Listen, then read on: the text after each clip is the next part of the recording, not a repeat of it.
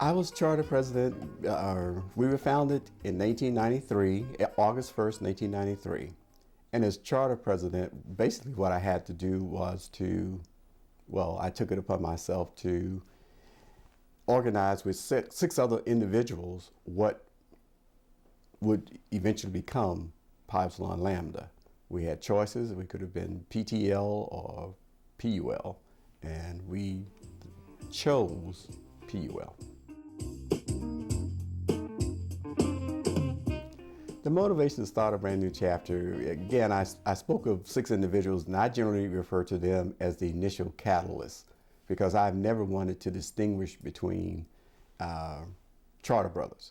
However, the initial 6 who came together and opened the door for everybody else, whether it was by invitation or reclamation, we all became charter brothers, and we are still all charter brothers.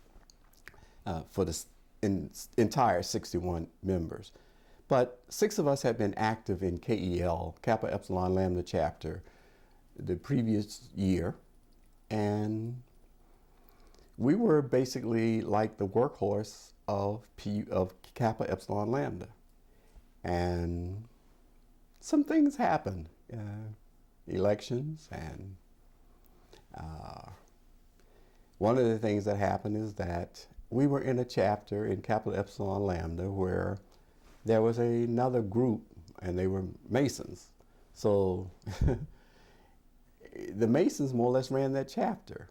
And if you were not a Mason, which the 6 of us were not at the time, but yet we were workhorses, we didn't get those positions, those elected positions. And one of the individuals, Bob Kirkland, suggested that we start a new chapter. Bob wanted to start a new chapter. He had wanted to start one 5 years before. We didn't do it. We talked, and I said, no, we need to stay here and work this thing through. But the election showed us a political side in Alpha that we were not really prepared for. The politics of Alpha should never outweigh the community service goals and missions of the organization of the fraternity.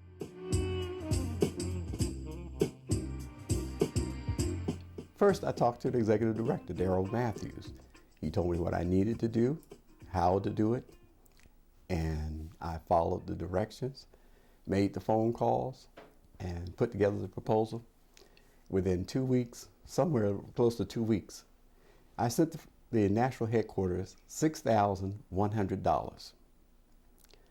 And in all honesty, at that time, as is now, the fraternity is based on membership intake, not reclamation. So to see $6,000 come in at one point, what would you do if you were the executive director? So yes, it was impressive, to say the least, to see $6,100 come to the headquarters in the form of reclamation, which was not even a budget item line for the headquarters.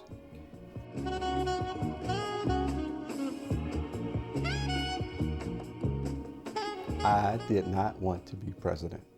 How did that come about? Very interesting.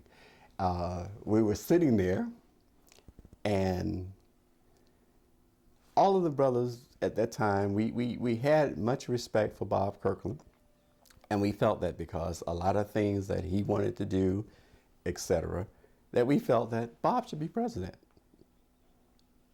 Something happened that just I didn't like. Bob declined. And my estimation is that you do not start a new project in a decline mode. You don't do that. So after Bob declined, someone nominated me. And because of my feelings about declining, that's a word that doesn't belong in an organization, I accepted. And I was actually president, elected unanimously president. So I felt that I could do it. Actually, I had ran for president of KEL and lost. But I didn't set out to be president of PUL.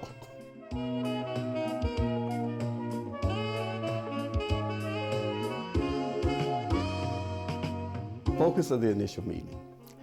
Again, we had to be about work, and we were a full-fledged alumni chapter, not a part-time. We weren't a college chapter. We may have been young, but we were a full-time alumni chapter, which meant that we had the responsibilities, the obligations of a chapter. We couldn't come in half. We had to do everything that a chapter was supposed to do. That meant the national programs, at that time only 3, but we had to do national programs, and we had to do things that were going to gel the chapter together. Keep in mind, I'm talking about 61 people where I'd say maybe 15 of us actually knew each other beforehand. About 15 knew each other beforehand. So what was the challenge that I was facing? I was facing the challenge of trying to get people to work together, get committees actively doing what they're supposed to do. And so I took some shortcuts. Instead of having a meeting based on the standard Robert's Rules of Order of a meeting, I changed the style to a convention, to an alpha convention. And what that meant was we had committee meetings, 2 committee meetings going on. Actually, I'm sorry, there were 4. 4 committee meetings went on. And the vice president was tasked with being in 2, and the president was tasked with being in 2. Then we all came back together and had a report out, and then after we did the report, we took action as a single body. So you're not going to find that anywhere that says that you are allowed to do that or that you actually can't do it, but that's what I did to try to make sure that we had our committee meetings during the meeting, and then we all came back with a report and any action we took as a single body.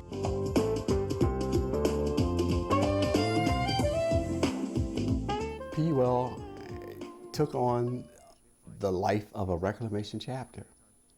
I mean, I just told you about 44, 45 people were reclaimed.